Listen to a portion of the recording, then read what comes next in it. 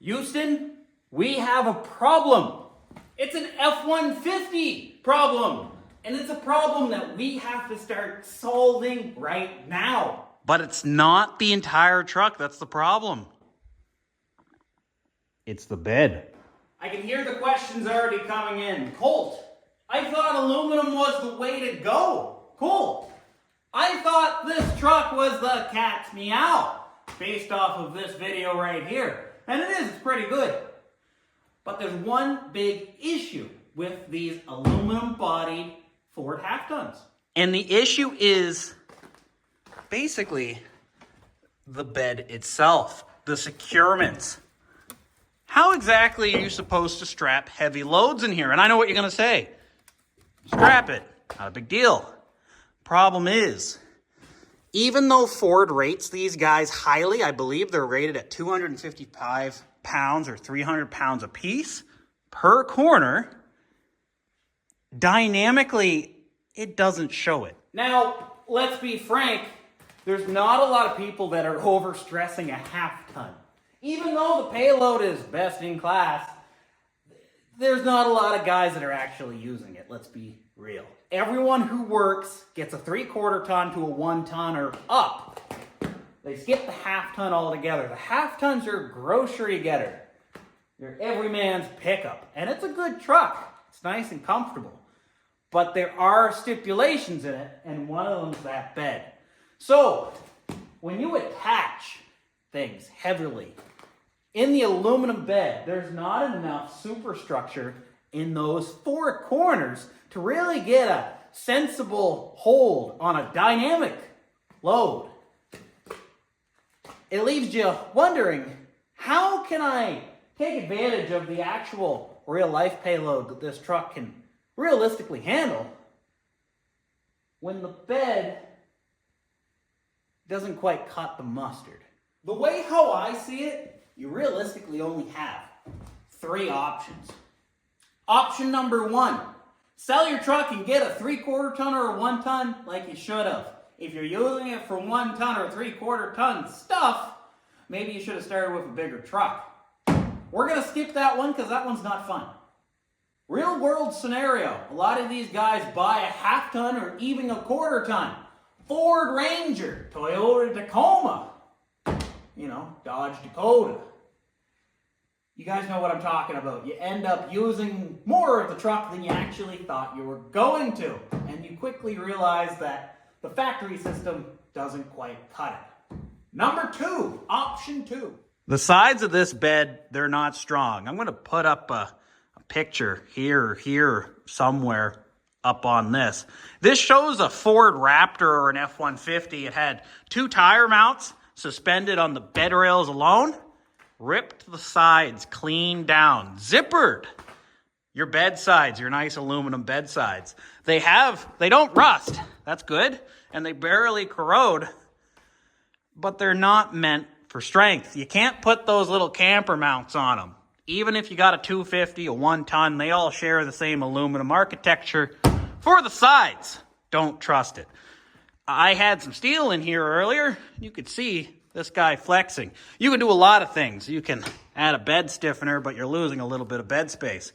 But option 2, what I was getting at, the floors of these, the aluminum on the floors, it's actually quite thick. There's enough cross members here that's not too bad. If you use this in the same structure that you would a unibody car, make a big plate here, make a big plate there, and a big plate there. 4 eyelets, an eyelet per corner, nice strong stainless or even steel if you isolated it from the aluminum. You could have really nice secure mounts to your bed floor. But they're awful hard to get to for what I need this truck to do. And then that leaves you with option 3.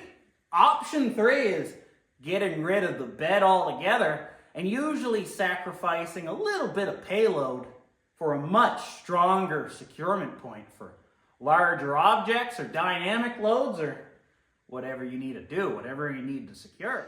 We've got enough channel steel there to rebuild the Titanic. Should be pretty good. Also, it seems like they had those on the Titanic. That's what you get when you buy cheap. Big old sheet of 3/16. I don't think we're going to be using this whole thing because this guy weighs like 1 billion pounds. We're using that for select pieces. It's mostly going to be channel, 3/16 plate where we need it, a nice headache rack included in the bumper, and wood. I got a lot of wood that I can use for this. So in case I'm not clear enough on what I'm trying to say, we're getting rid of the Ford F-150 aluminum bed and putting something on it that we can work with a little bit more. Something that our hands have actually built for this aluminum can. It's a good truck, I shouldn't call it names. But let's give this truck a little bit more soul, and I have a valid reason for doing this. I'm not just building a flat deck for fun, even though it's always fun to do. We're doing this for an actual reason, and that's this. We have a camper that we're going to be building, and actually, fun fact, this is the very first episode of the camper build, if you don't include the little sneak peek I put in that sleeping platform video. This is episode 1, and I'm just kind of laying the groundwork. What are we going to do? What's going to go on? But we have to support that aluminum camper. It's not built yet, but that's the base, and it has to go onto this truck. We're saving weight where we can because we are working with a half ton, but you can only save so much weight without spending lots of money, and that's not what we're doing. Money's hard to come by. How else am I supposed to fund DRZ videos and do a whole bunch of random stuff? But either way, this guy right here, he's going to get a flatbed. This is going to be episode 1. As I said, I don't know how long this flatbed's going to take. When I sink my teeth into her, it's not going to be too bad, but I know for sure. Can I see the smoke on my breath? There we go. There's some smoke right there. Some steam. It's winter, non-heated shop like always. I should really, get some heat in these shops. I won't be able to paint this no matter what. It's going to be the raw steel for quite a while. So we're going to choose when we want to put it on. Maybe at the end of February, we'll start sinking our teeth into this guy because we need that camper sooner than you would think. Nothing like waiting until the last minute. Using common materials like steel and wood. I wish I had the funds for aluminum, but I also don't have the welder for aluminum, and we're not exactly going to rivet an entire flatbed together. Maybe a camper, though.